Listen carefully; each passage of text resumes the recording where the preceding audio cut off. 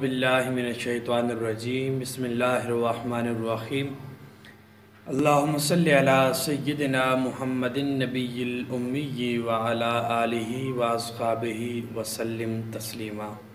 तमाम देखने सुनने और चाहने वाले दोस्त अहबाब को मेरी तरफ़ से मुहब्बतों भरा सलाम। अस्सलामु अलैकुम व रहमतुल्लाहि व बरकातुहू।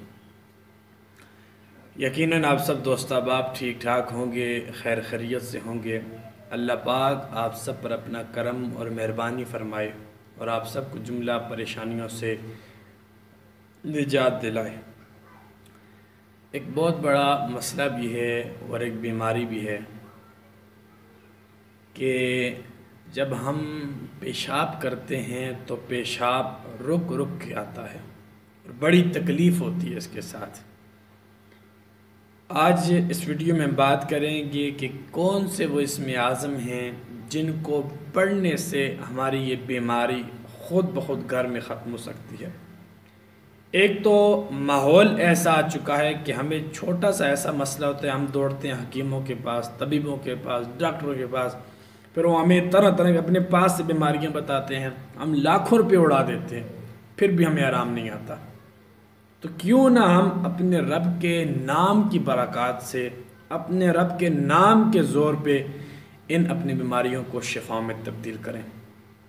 जिस बंदे को ये मसला हो कि उसका पेशाब रुक रुक के आता हो, इंतहाई तकलीफ़ देह बीमारी है, उसे चाहिए कि सुबह सूरज निकलने से पहले और शाम को सूरज ग़रूब होने के फ़ौरन बाद बिस्मिल्लाहिर्रहमानिर्रहीम अल मलिकुल कुद्दूस अर्रहमानिर्रहीम, बिस्मिल्लाहिर्रहमानिर्रहीम अल मलिक अल कुद्दूस अर्रहमान अर्रहीम।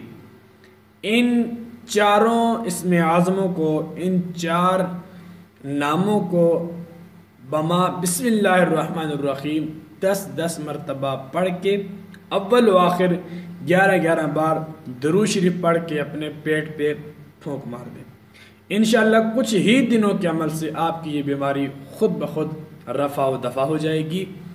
और जब तक इस बीमारी से निजात न मिले तब तक इस अमल को जारी रखें। रज़ाए खुदा की खातिर वीडियो को शेयर ज़रूर कीजिएगा, दुआ में याद रखिएगा। इंशाअल्लाह मिलते हैं किसी नेक्स्ट अच्छी सी वीडियो में, तब तक इजाज़त चाहूँगा। अस्सलामु अलैकुम व रहमतुल्लाहि व बरकातुहू।